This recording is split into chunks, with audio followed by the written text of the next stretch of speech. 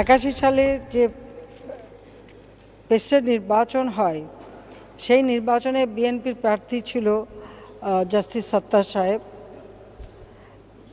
তাকে কিন্তু প্রার্থী করেছিল সেনাপ্রধান হিসেবে জেনারেল এরশাদ।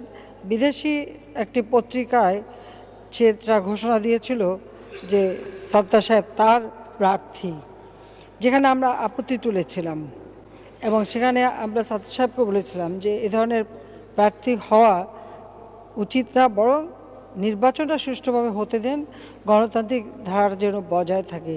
কিন্তু তারা তা করেনি।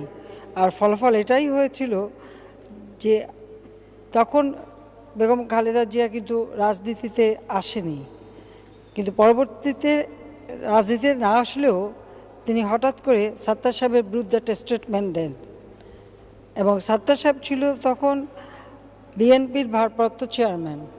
তখন খালেদা জিয়া তাকে সেই চেয়ারম্যান পদ থেকে মানে তাকে বিদায় দেওয়ার জন্য একটা স্টেটমেন্ট দেয়। আমি বলবো জেনারেল এরশাদ সাহেব যে 82 সালে ক্ষমতাটা দখল করেছিল, সেই ক্ষমতা দখলের সুযোগটা কিন্তু তখন খালেদা জিয়াই কিন্তু করে দিয়েছিল হয়তো এ কারণে যে জিয়াউর রহমানের মৃত্যুর পর খালেদা জিয়াকে শুধু দুটি বাড়ি না, নগদ 10 লক্ষ টাকা সহ অনেক সুযোগ সুবিধা জেনারেল এরশাদ সাহেব দিয়েছিলেন।